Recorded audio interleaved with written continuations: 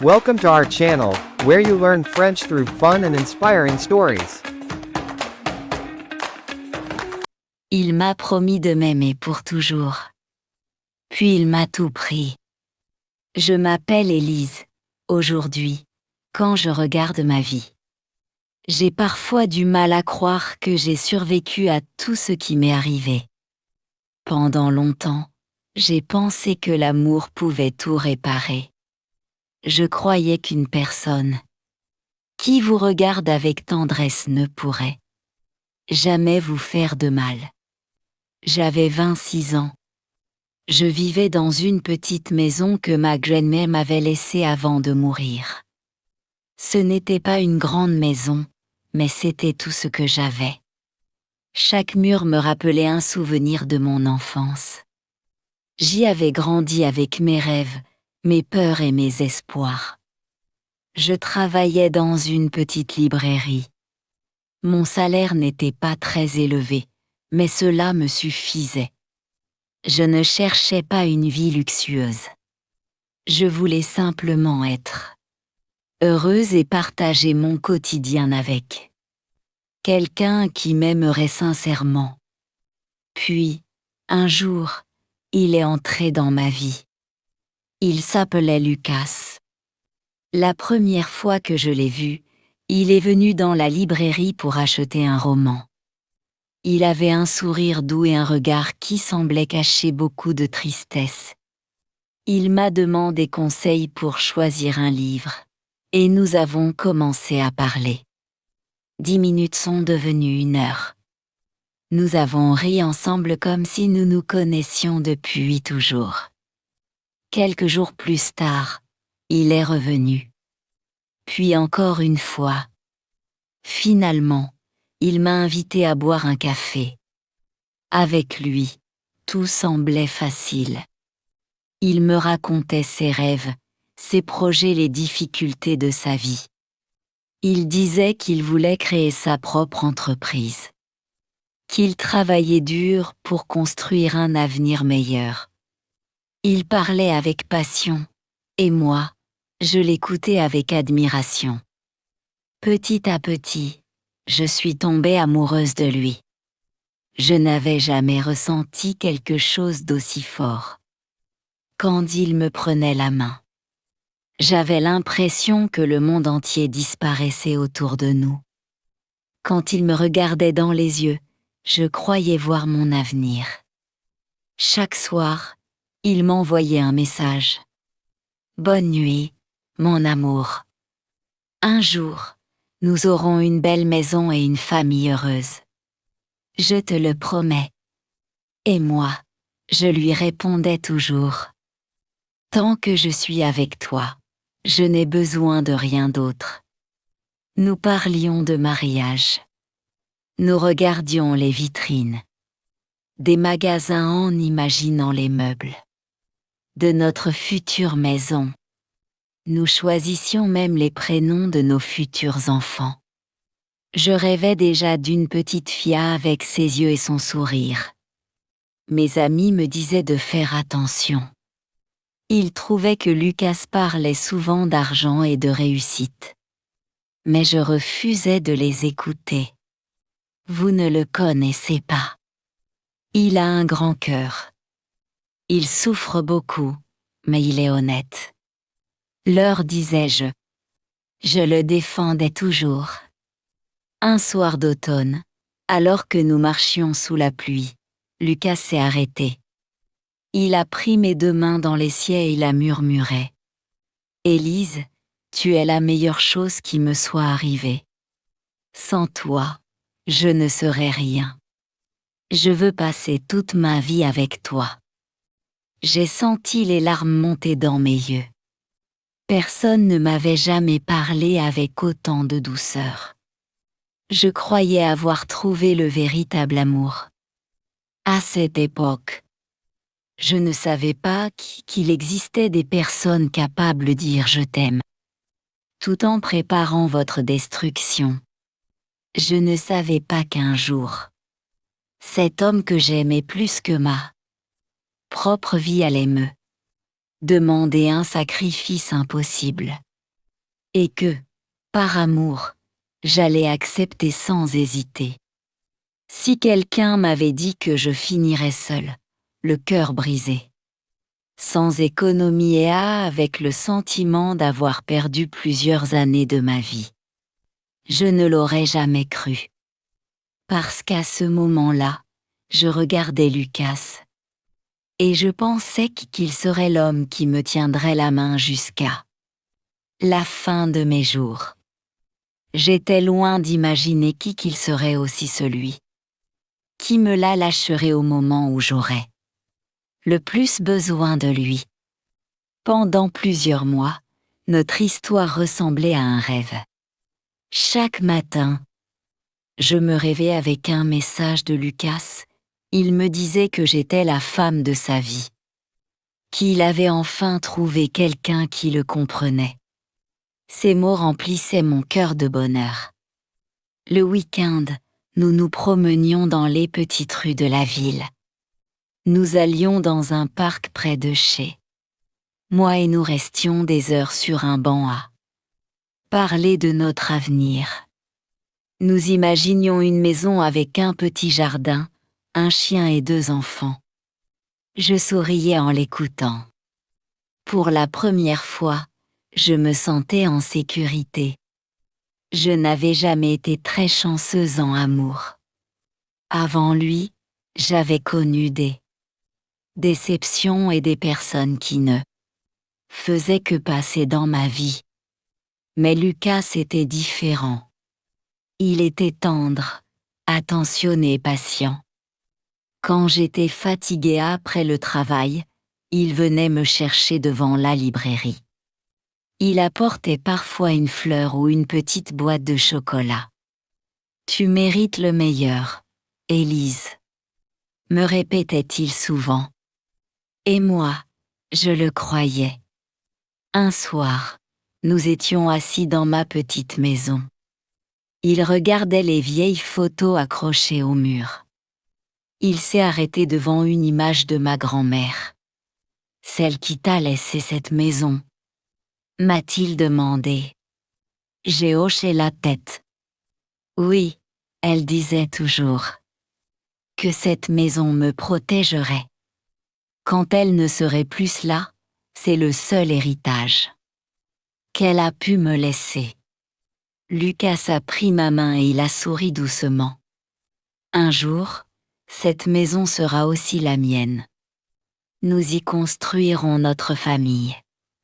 Je te promets que je prendrai soin de toi toute ma vie. À cet instant, j'ai fermé les yeux quelques secondes. J'étais heureuse. J'avais l'impression que tout ce que j'avais attendu depuis des années était enfin arrivé. Je lui ai même donné les clés de la maison. Je n'avais aucun secret pour lui. Quand il venait, il préparait le dîner avec moi. Nous dansions parfois dans la cuisine en écoutant de la musique. Nous rions pour des choses simples. Ces petits moments étaient les plus beaux de ma vie. Mes parents étaient morts quand j'étais jeune. Je n'avais ni frère ni sœur. J'étais souvent seule. Lucas était devenu ma famille. Mon meilleur ami et l'homme que j'aimais plus que tout. Il me disait souvent qu'il voulait réussir dans la vie pour que je n'ai plus jamais à travailler si dur. Il parlait de son projet avec des étoiles dans les yeux. Il voulait créer une petite entreprise. Il répétait que cette idée pouvait changer notre avenir. Au début, je ne comprenais pas grand-chose à son projet. Mais cela n'avait pas d'importance pour moi. Je le regardais parler avec passion, et je me sentais fière de lui. Puis, petit à petit, j'ai remarqué qu'il semblait inquiet. Son sourire disparaissait parfois. Il regardait son téléphone sans arrêt, poussait de longs soupirs. « Qu'est-ce qu'il y a ?» lui demandai-je. Il répondait toujours la même chose. « Ce n'est rien. Je ne veux pas t'inquiéter. mais je voyais bien qu'il cachait quelque chose. Un soir d'hiver, il est arrivé chez moi plus silencieux que d'habitude. Il s'est assis sur le canapé, il a baissé les yeux. Je me suis approchée de lui. Lucas, parle-moi. Tu sais que tu peux tout me dire. Il a gardé le silence pendant quelques secondes. Puis il a pris une profonde inspiration. Mon projet est presque prêt. J'ai travaillé pendant des années pour ça.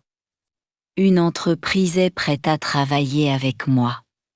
C'est l'occasion de ma vie. Mais il me manque de l'argent. Sans cet argent, je vais tout perdre. J'ai senti son inquiétude. J'ai vu ses mains trembler. Alors je l'ai serré dans mes bras. Nous trouverons une solution. Tu n'es pas seul.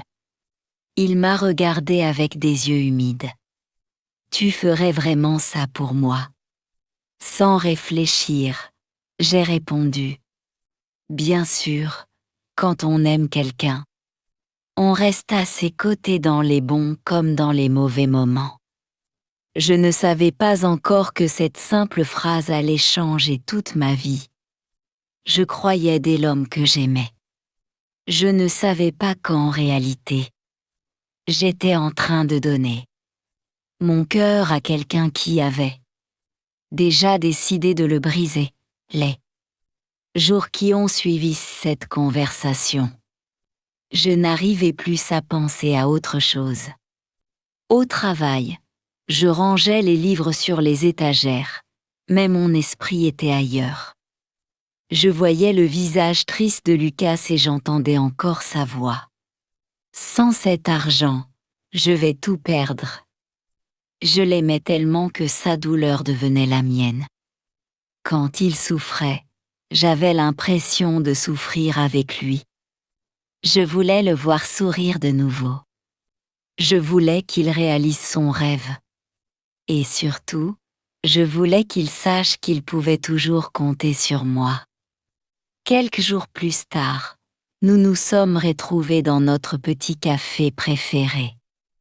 Mais cette fois, il n'avait pas l'air heureux. Il regardait sa tasse sans parler. Je lui ai pris doucement la main.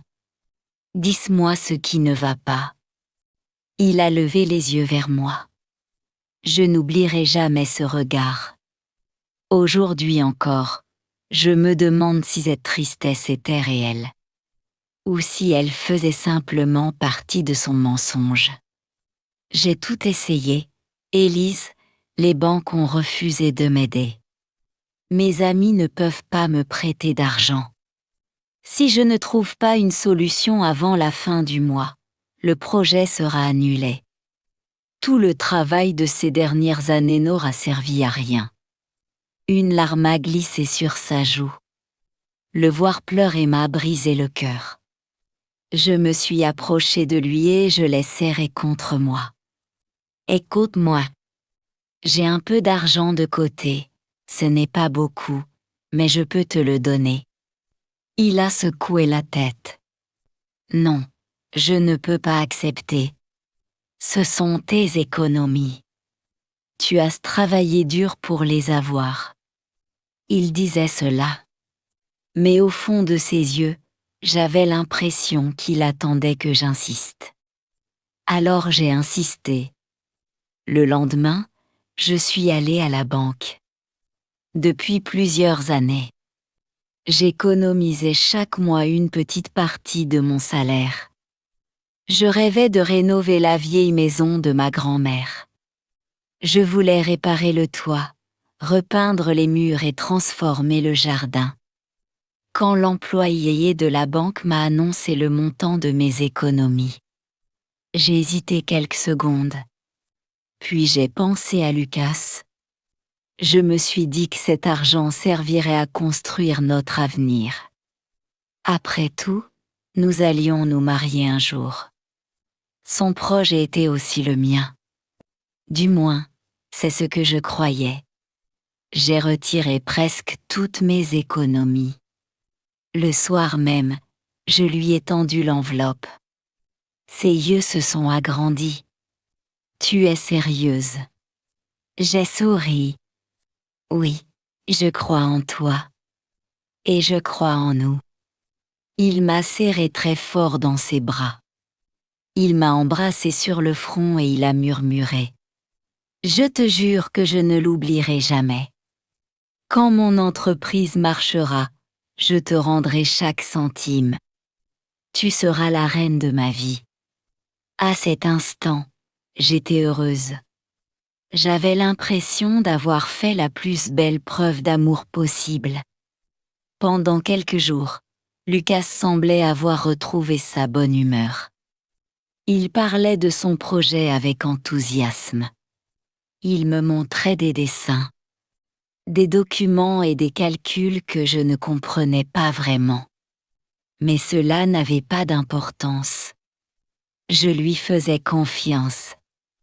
Puis, un soir, il est revenu avec le visage fermé. Il semblait encore plus inquiet que la première fois. Il y a un problème, m'a-t-il dit d'une voix faible. Mon cœur s'est serré. Quel problème? Il a baissé les yeux. L'argent que tu m'as donné m'a beaucoup aidé. Sans toi, je n'aurais jamais pu continuer.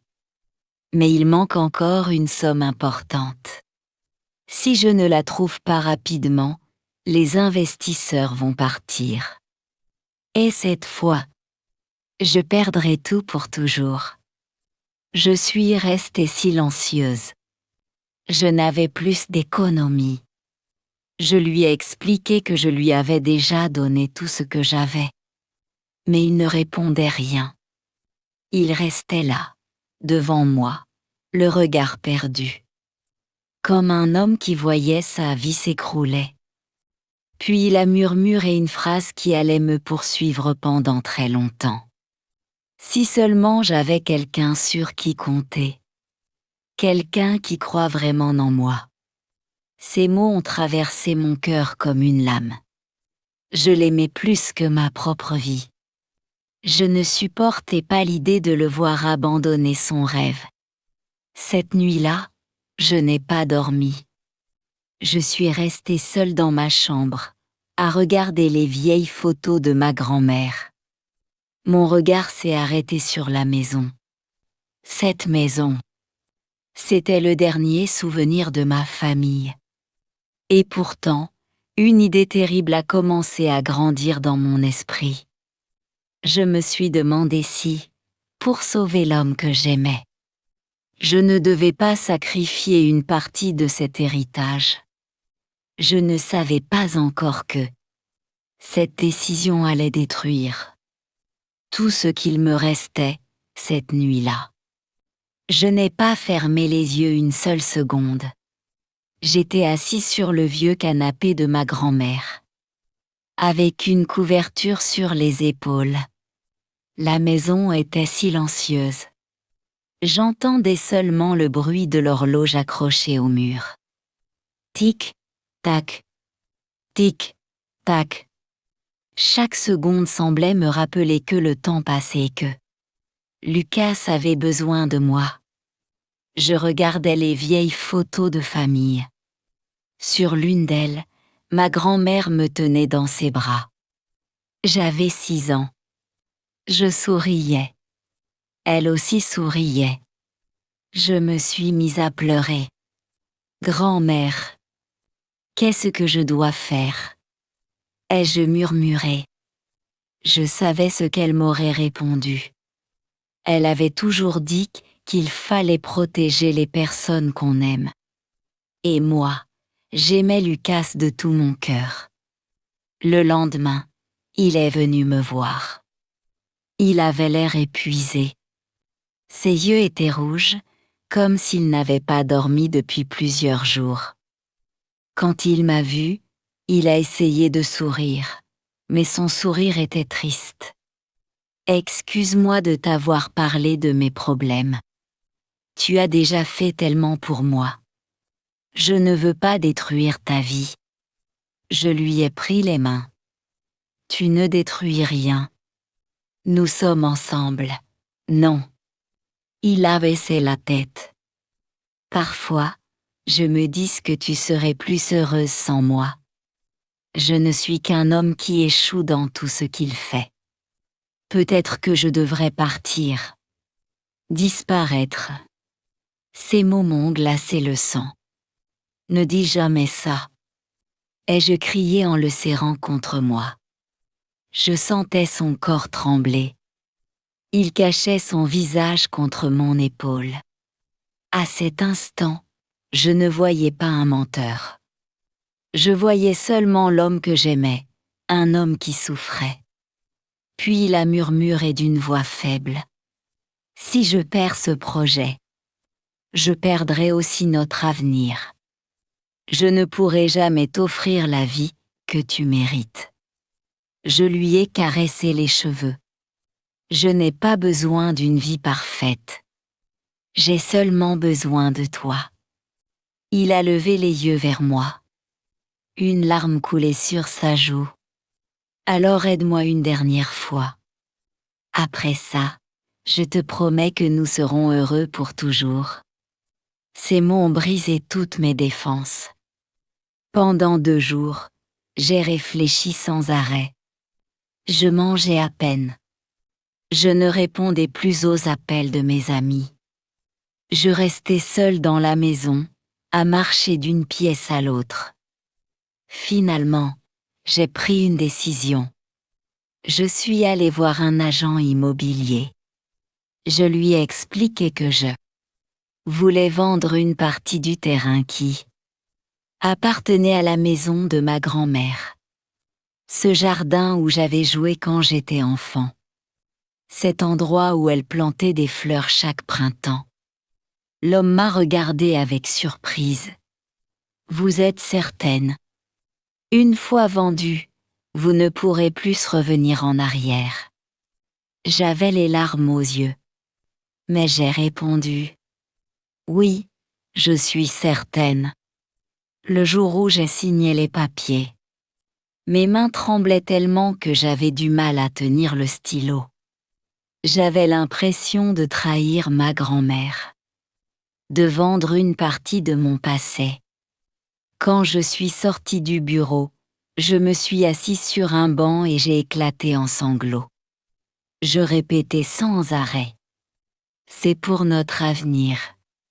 C'est pour notre avenir. Quelques jours plus tard, j'ai reçu l'argent. Je n'ai rien gardé pour moi. Pas un seul euro. J'ai tout donné à Lucas. Quand il a vu le montant, il est resté silencieux pendant plusieurs secondes. Puis il m'a serré dans ses bras avec une force incroyable. Personne n'a jamais fait ça pour moi. Personne, je te jure que je vais t'épouser. Je te jure que tu ne regretteras jamais ce sacrifice. Je pleurais de bonheur. Je pensais que ces larmes étaient celles d'une femme aimée. Je ne savais pas quelles étaient les dernières larmes d'une femme encore heureuse. Après ce jour-là, quelque chose a changé. Lucas répondait moins à mes messages. Il disait qu'il travaillait beaucoup.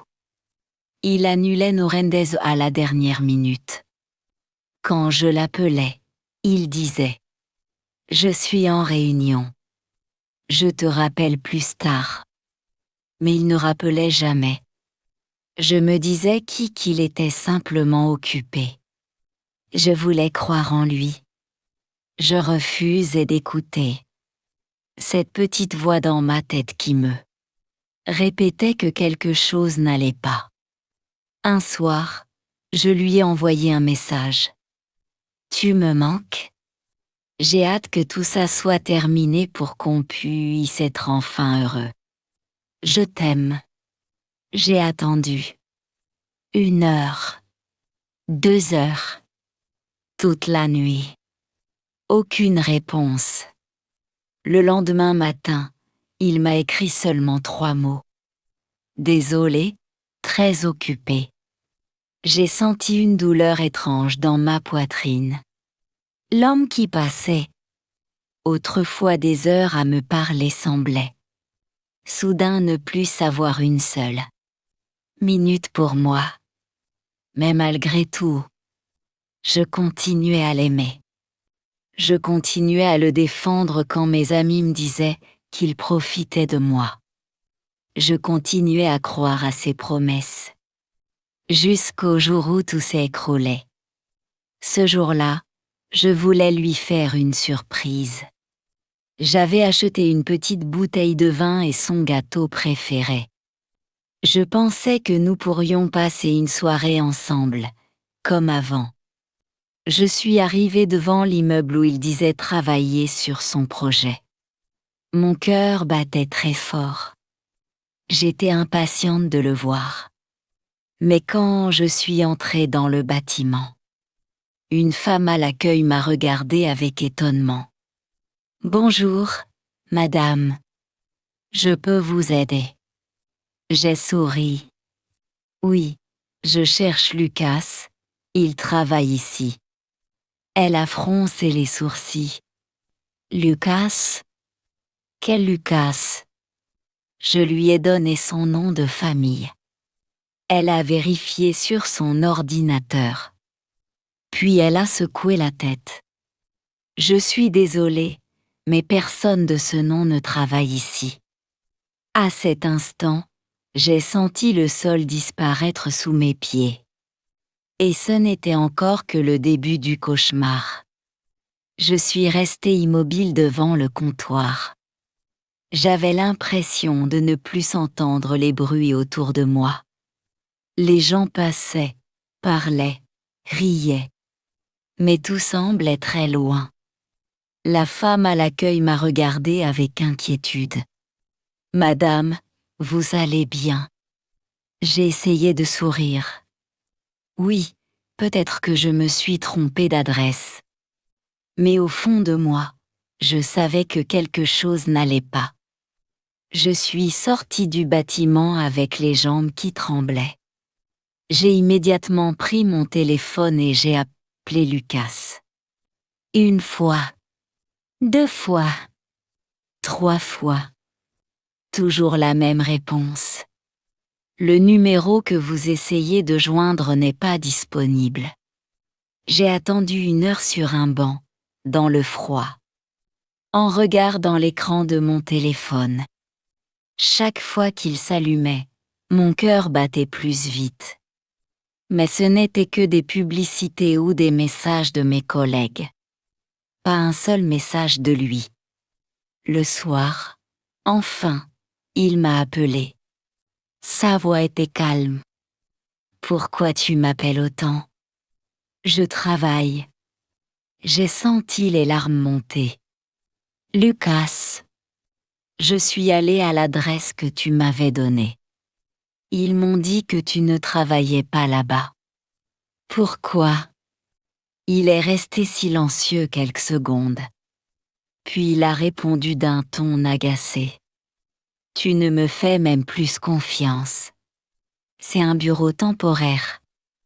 Je travaille avec des partenaires à l'extérieur. Tu imagines des choses. » J'ai voulu lui poser d'autres questions. Mais il s'est énervé. « Je fais tout ça pour notre avenir. Et toi, au lieu de me soutenir, tu me surveilles. » Ces paroles m'ont fait mal. Alors, c'est moi qui me suis excusée. « Pardon. Je suis juste inquiète. Je t'aime tellement. » Il a poussé un petit soupir. « Moi aussi, je t'aime. Mais tu dois me faire confiance. » Et il a raccroché. Je suis restée seule dans ma cuisine, le téléphone à la main. J'avais l'impression d'être une mauvaise personne. Je croyais l'avoir blessé alors que je voulais seulement comprendre. Les jours ont continué à passer. Lucas devenait de plus en plus distant. Parfois, il disparaissait pendant 2 ou 3 jours. Ensuite, Il revenait avec un bouquet de fleurs ou un petit cadeau et il me disait « Excuse-moi, je travaille pour nous deux. Bientôt, tous nos problèmes seront terminés. » Et chaque fois, je lui pardonnais. Parce que l'amour peut rendre une personne aveugle. Un dimanche après-midi, je faisais du rangement dans la maison. J'ai ouvert une vieille boîte où je gardais les documents liés à la vente d'une partie du terrain de ma grand-mère. En voyant les papiers, je me suis mise à pleurer. J'avais tout sacrifié. Mes économies, une partie de ma maison, mes rêves. Tout cela pour l'homme que j'aimais. Alors j'ai pris une décision. Je voulais enfin voir ce fameux projet. Je voulais comprendre où était passé tout cet argent. J'ai appelé Lucas. J'aimerais visiter les bureaux de ton entreprise. Je suis fière de toi. J'ai envie de voir ce que nous avons construit ensemble. Il y a eu un long silence. Puis il a répondu rapidement. Ce n'est pas possible pour le moment. Il y a des travaux. Quelques jours plus tard, j'ai reposé la question. Cette fois, il a dit. Les investisseurs sont là, ce n'est pas le bon moment. Une troisième fois, il a inventé une autre excuse. Petit à petit, la peur a commencé à remplacer l'amour. Je ne dormais plus. Je regardais le plafond pendant des heures. Dans ma tête, une seule question revenait sans cesse. Et si tout était un mensonge? Un soir, ma meilleure amie, Camille, est venue me voir. Elle me trouvait fatiguée, triste, différente. Elle m'a regardé droit dans les yeux, elle m'a demandé « Élise, est-ce que tu es certaine de connaître cet homme ?» J'ai immédiatement défendu Lucas. Bien sûr. Il m'aime.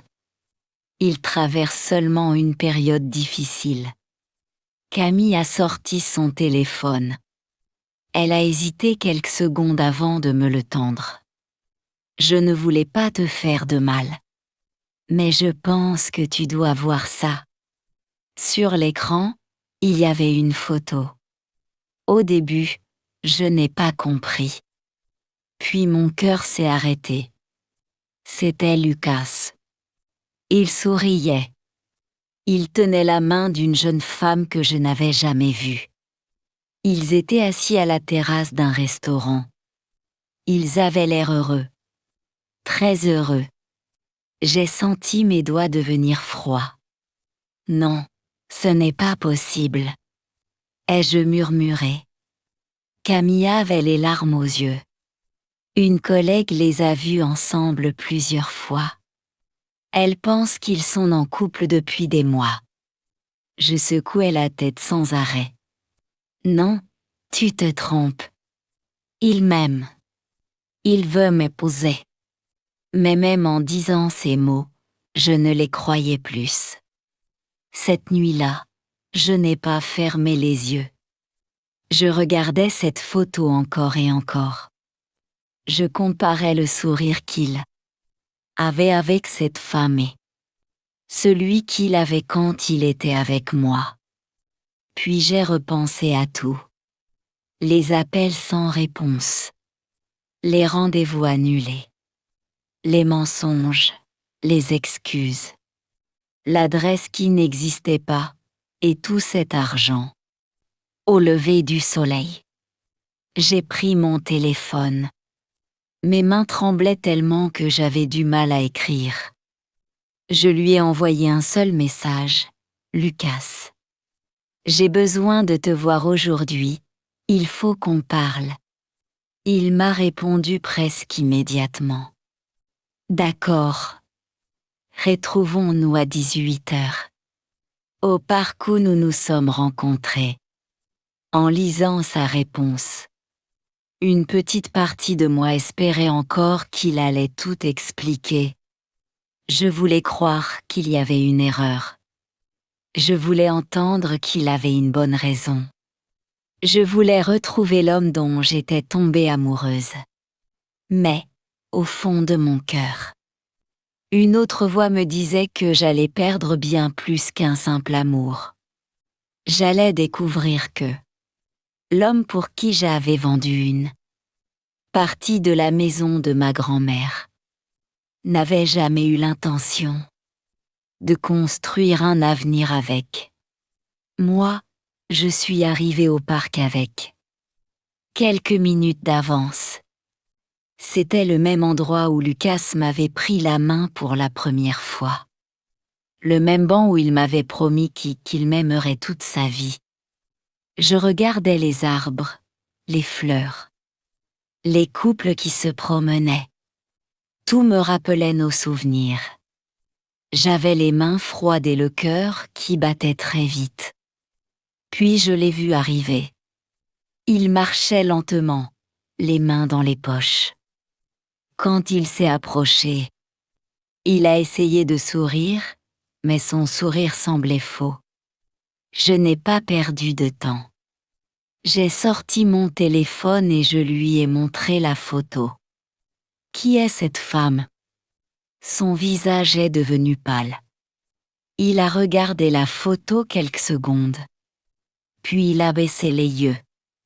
Élise, je peux tout expliquer. Je sentais les larmes couler sur mes joues, alors explique-moi. Explique-moi pourquoi tu m'as menti.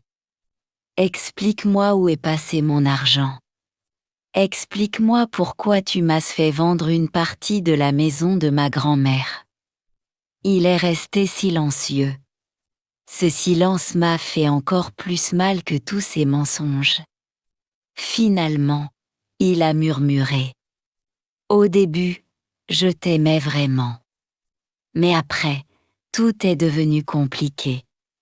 J'avais des dettes. J'avais besoin d'argent. Je ne voulais pas te faire de mal. Je l'ai regardé sans comprendre. Et cette femme. Il a fermé les yeux. Nous sommes ensemble depuis plusieurs mois. À cet instant, mon monde s'est écroulé. Je n'entendais plus rien. Je voyais seulement le visage de ma grand-mère. Les papiers que j'avais signés. Mes économies que j'avais données sans hésiter. Toutes ces nuits où je priais pour qu'il réussisse, et lui. Pendant tout ce temps, il vivait une autre histoire. Je lui ai demandé une dernière fois. Est-ce que tu m'as aimé au moins une seule seconde? Il n'a pas répondu. Alors j'ai compris que je n'aurais jamais les réponses que j'attendais. Je me suis levée. J'ai essuyé mes larmes et je lui ai rendu la petite bague qu'il m'avait offerte quelques mois plus tôt. Garde-la. Moi, je garde les leçons que tu m'as apprises. Il a essayé de me retenir. Élise, attends. Mais cette fois, c'était moi qui partais.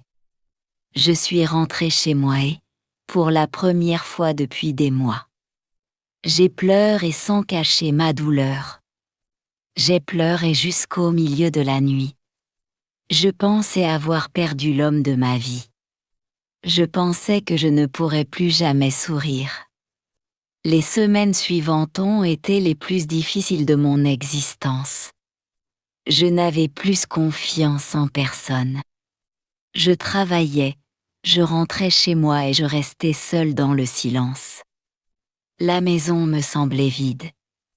Puis, un matin, en regardant mon reflet dans le miroir, je ne me suis presque pas reconnue. J'ai compris une chose très importante. Je n'étais pas seulement une femme abandonnée.